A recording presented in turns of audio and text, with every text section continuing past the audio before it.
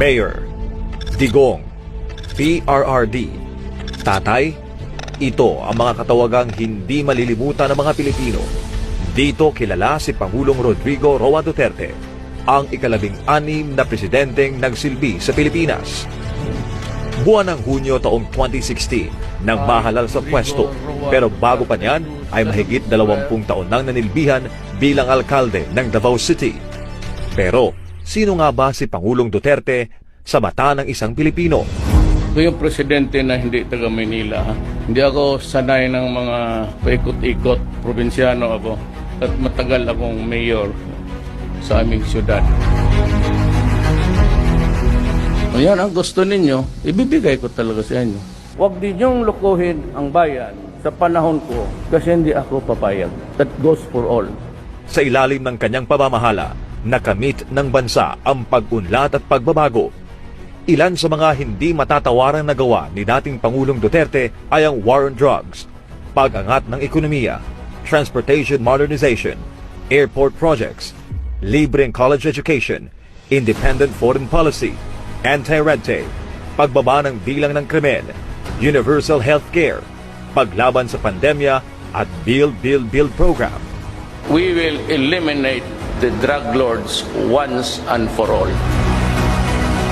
I will be a dictator, no doubt about it, but only against the forces of evil, criminality, drugs, and corruption in government. At nagkamit ng pinakamataas na approval rating sa kasaysayan ng bansa. I do not have any master except the Filipino people. Mula Davao City hanggang sa buong Pilipinas, walang takot na hinarap ang bawat pagsubok na dumating sa bansa. Ako ang taong nasasaktan. Nababasa ko yung mga ilang okasyon.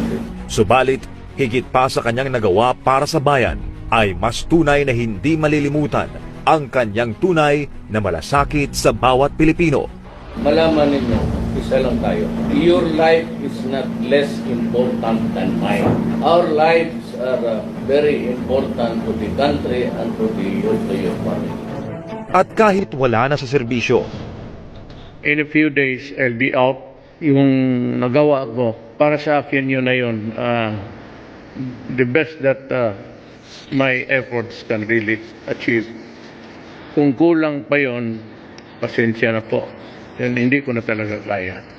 The things that I failed to do, mostly not because of negligence or may mga shortcomings ako, but talagang time, kasi the 6 years would not be enough to finish all the project. Maraming salamat po sa inyo and your help in my journey in the 6 years na binigyan ninyo ako ng honor maging presidente ng Pilipinas. Maraming salamat.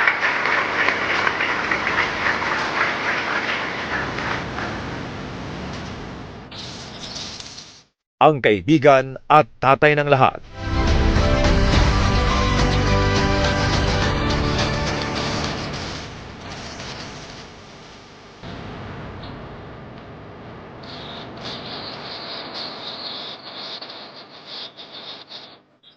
At ngayon ay si Citizen Roddy.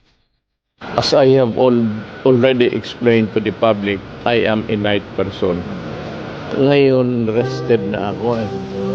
So, if there's any perceptible change, maybe in my physical, it's because nakabawi ako sa tulog. I can complete the regimen of 8 hours of sleep. Sobra pa minsan. Yung mukhang pagod nang nawala. Pero yung age ko, tumatanda talaga. Ayun lang, ang nakakabawi ako sa tulog. That's what I told him when he came this evening. I said, Mayor, what happened? You're looking younger and your hair is getting thicker. Sabi niya, well, it's life. I'm just relaxing. Clearly, the burden is off his shoulders because he takes his job as president before very seriously. But now he just goes around, visits some friends, and I'm so glad to see him very healthy. and looking younger.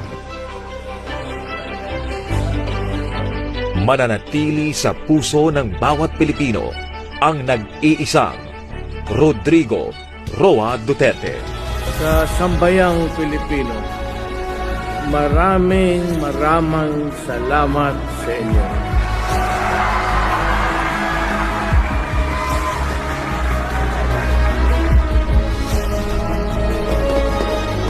Tatay, no, napakarami pong salamat sa lahat ng ginawa mo sa city ng Davao at sa buong Pilipinas. Sa lahat ng mga presidente dahil ramdam talaga natin dito yung pagbabago, no, yung mga droga nawala talaga.